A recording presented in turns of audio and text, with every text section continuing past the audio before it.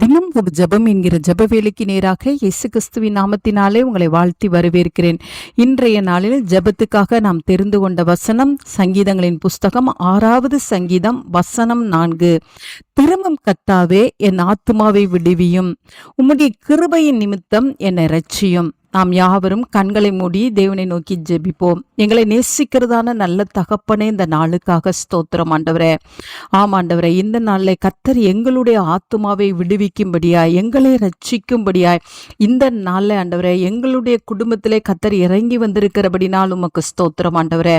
ஆம் ஆண்டவரே, என்னோடு கூட சேர்ந்து ஜெபிக்கிற உடைய பிள்ளைகளுடைய ஆத்மாவானது ஆண்டவரே பாவத்திலே சிக்கப்பட்டு இருக்குமானால் கர்த்தர் இந்த வேளையிலே உடைய பிள்ளைகளுடைய பாவங்களெல்லாம் கர்த்தர் மன்னித்து உம்முடைய பிள்ளைகளை ரட்சிக்கும்படியாய் ஜெபிக்கிறேன் சுவாமி.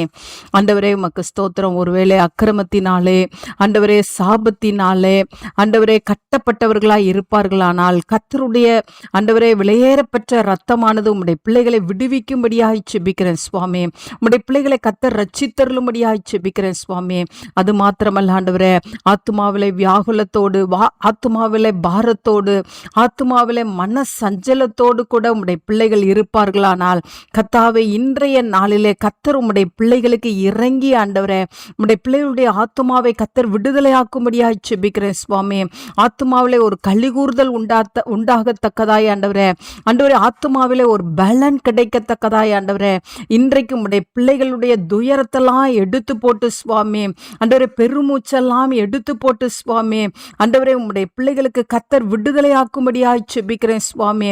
ஆண்டவரே ஆத்துமாவிலே ஒரு பெரிய விடுதலையை கர்த்தர் தரும்படியாய் ஜெபிக்கிறேன். பிள்ளைகளை குறித்து, எதிர்காலத்தை குறித்து ஆண்டவரே உமக்கு ஸ்தோத்திரம். துன்மார்க்கமாய் வாழ்கிற தன்னுடைய குடும்பத்தின் உறுப்பினர்களை குறித்து ஆண்டவரே ஆத்துமாவில கிளேசத்தோடு இருப்பார்களானால் ஆண்டவரே உமக்கு ஸ்தோத்திரம். கர்த்தர் இந்த வேளையிலே ஆண்டவரே உம்முடைய பிள்ளைகளுடைய ஆத்துமாவை விடுவித்து உம்முடைய பிள்ளைகள் விரும்புகிற காரியத்தில் உம்முடைய பிள்ளைகளுக்கு ரட்சிப்பை அனுப்பும்படியாய் ஜெபிக்கிறேன் சுவாமி.